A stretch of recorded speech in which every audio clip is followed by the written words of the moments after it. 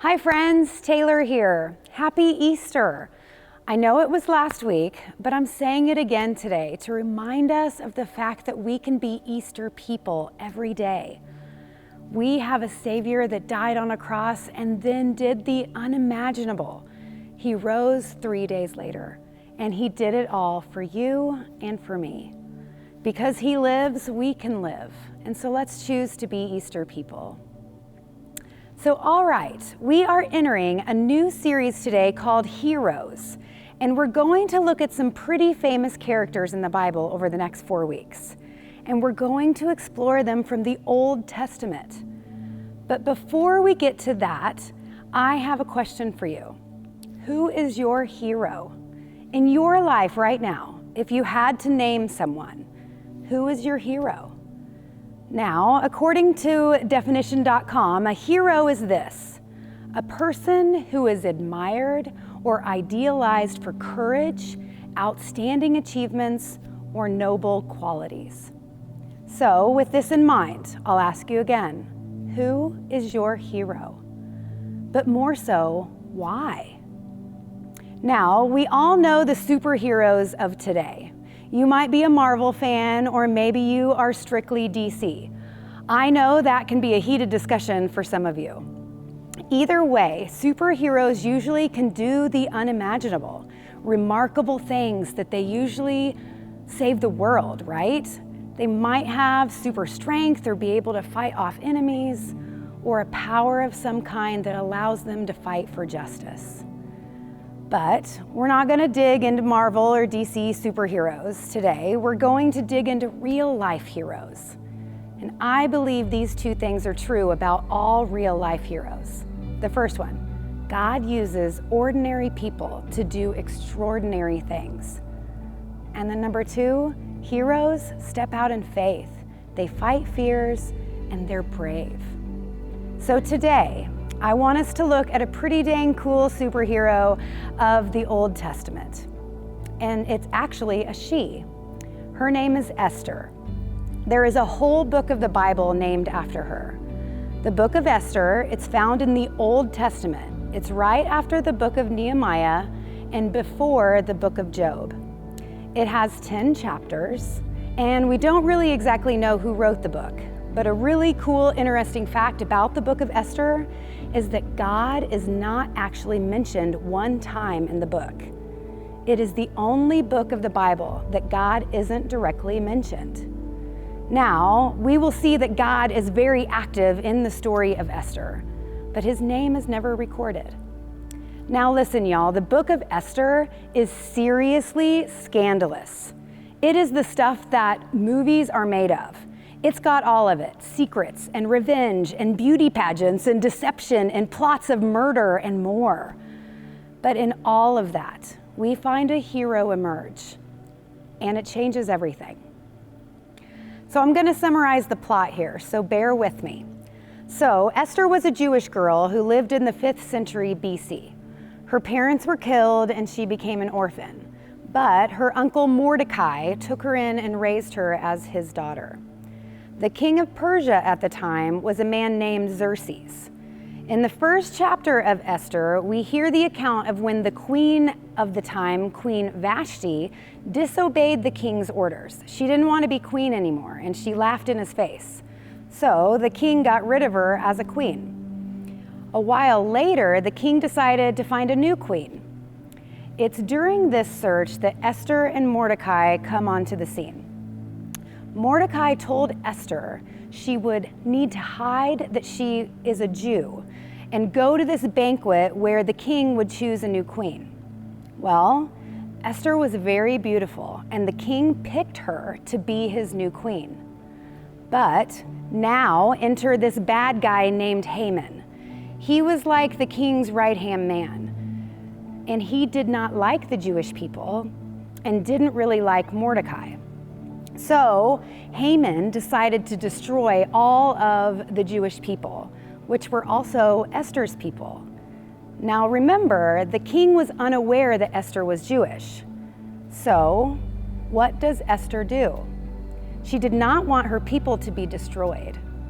So let's read in Esther 4, verse 14. It says this: "If you keep quiet at a time like this, deliverance and relief for the Jews will arise from some other place, but you and your relatives will die. Who knows if perhaps you were made queen for such a time as this." So maybe, just maybe, she was in this position at such a time as this so she could make a difference. She could rise up and an ordinary person and do an extraordinary thing. She has the chance to step out in faith, to fight her fear, and to be brave to save her people. Well, the story gets even better.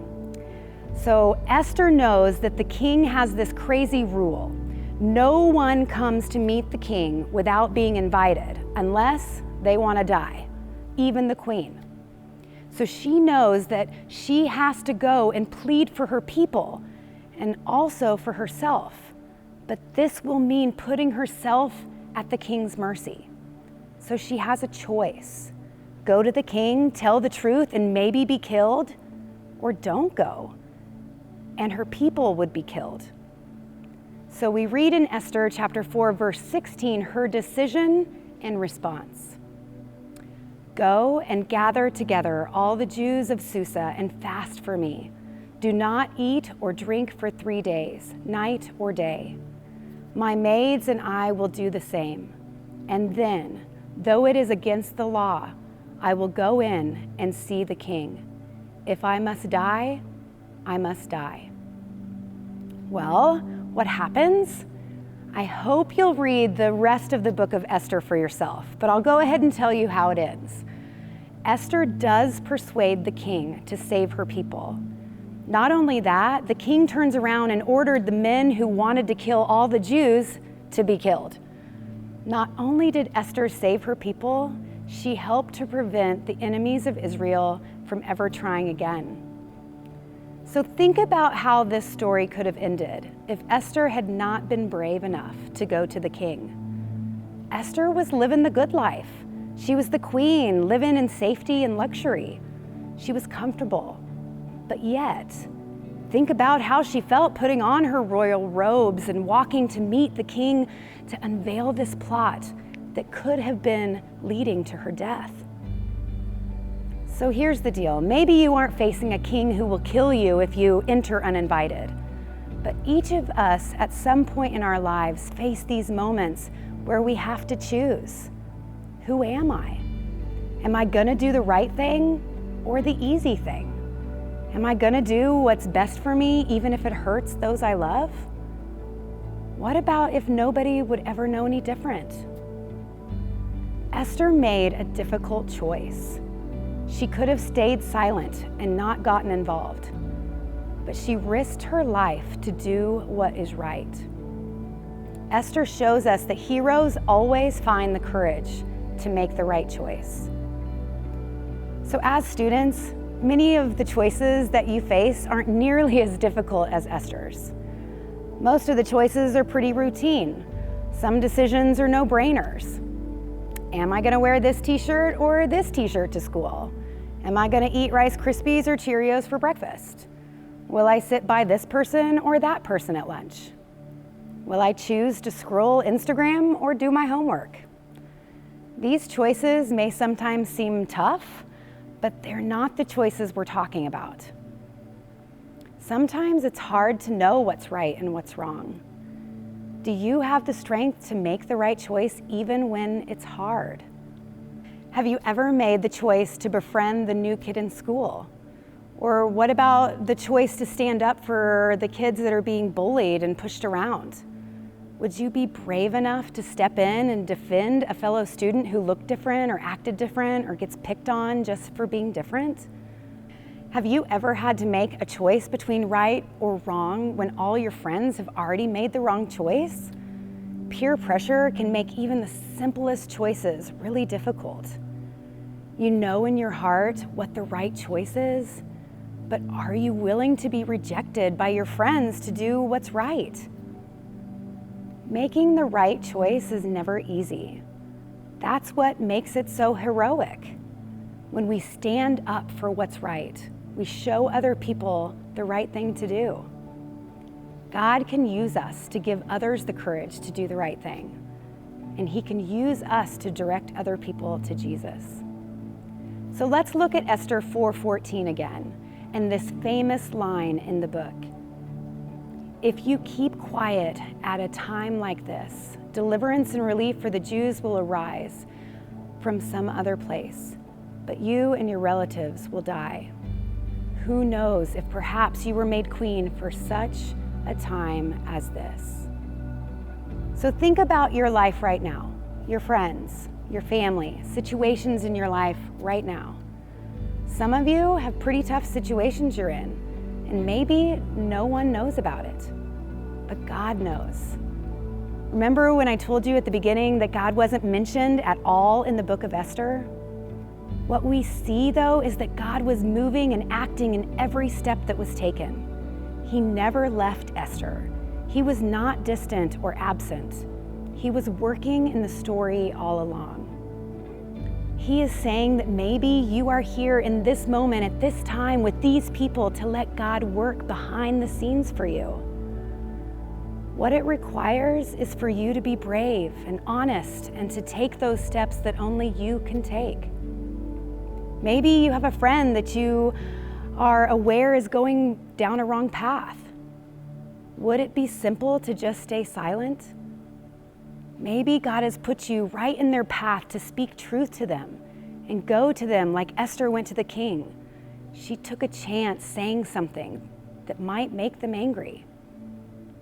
Or maybe you are on a team or in a group in which it is easiest to just blend in with the crowd, but you see things happening that shouldn't be happening. You see people being hurt or that just don't deserve it. Be like Esther and do the right thing. Students, you are right where you need to be, right for this time. I imagine that when Esther stepped up and spoke to save her people, she couldn't have known that she would be impacting generations to come. Her bravery has been celebrated and talked about and studied forever. If being a hero were easy, everybody would do it. Heroes make tough choices. Heroes always make the right choice. So as we go through this series, ask God to give you the courage to be a hero. Ask for the wisdom and the courage to make the right choice every time. When you find yourself faced with one of those tough choices, do what Esther did. Pray. Ask others to pray with you. Ask God for the courage to make the right choice. Be brave enough to make the right choice, and who knows? God could make you a hero to someone who needs it for such a time as this.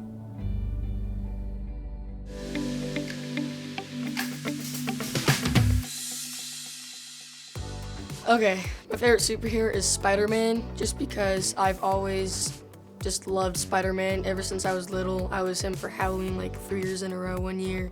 I used to just always climb around my walls and pretend I was Spider-Man. Probably Iron Man in some regard. His geeky brain gets me, like the stuff that he likes to be into, like between physics and things like that. The fact that he built his own frickin' suit all by himself. Probably like Superman, because my dad really liked Superman and I just got used to it. I think my favorite superhero is probably got to be Captain America. And I think that's just because I think the way he got to become a superhero, just perseverance, and he wanted to do the right thing. Favorite superhero probably has to be Thor, just because he's super funny, and I like his newer movies. My favorite superhero is Wanda Maximoff. I really enjoyed her story in Age of Ultron and her coming back from a really dark place, and then though she went to the bad side for a little bit, she still came back and became a good guy again. And she's also she has the cool superpowers. Oh, it's gotta be Spider-Man. I just like his attitude and how he just swings around and he's just all around stud.